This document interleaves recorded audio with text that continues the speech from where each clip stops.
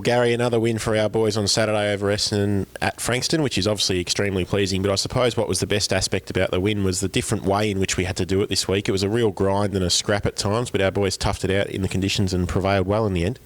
Yeah, it was, Sam. Obviously, with the way the wind was, it was probably a 4 to 5 goal breeze, I felt.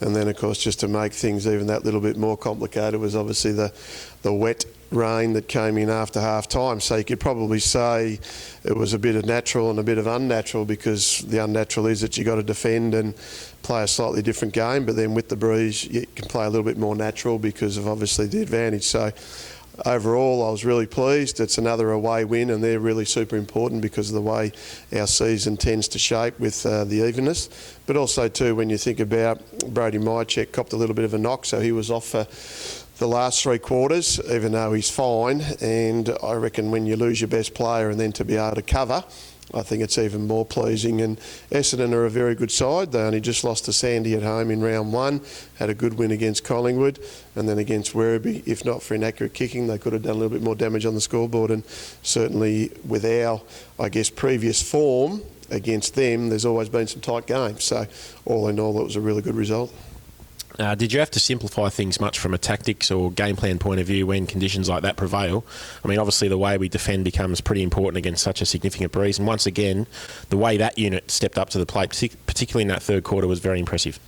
Yeah, it was. I no doubt thought the third quarter was the quarter that won the game for us. We were still in front on the scoreboard.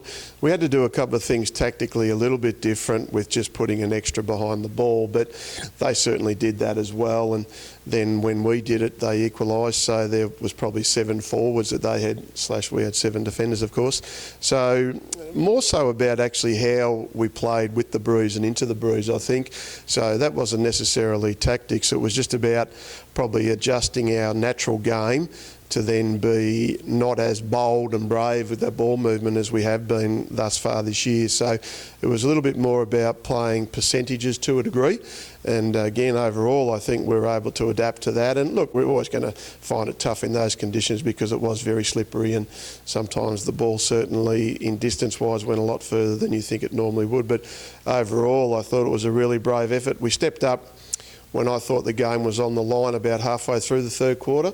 I really thought there was an increase in our intensity, and our work rate really went forward in a positive manner. And tribute to the boys, I think they're getting a lot of trust. I know the coaching group's getting a lot of trust and confidence within the playing group, hence the reason why we haven't had to make too many changes, and the boys are doing the job. And unfortunately, we had that logistical issue of having the development side play at basically the same time as us on the weekend at a different venue. Disappointing to have those boys lose their first game of the season to Sandringham, and obviously now it'll be about reassessing whether any of those boys from that game could potentially come up and do a job at senior level now. Yeah, that's right. And I'm just having a look at the vision now, and certainly when you go in probably some 8 or 9 goals down before you score your first goal in any conditions makes life a little bit more difficult. So we've had some really good internal pressure from obviously the development team, and certainly on the weekend if you lose by that amount you probably haven't had too many guys that won their positions. But we'll have a bit of a look at it and see what we think, and any time we select it's always about how we feel we can improve the side.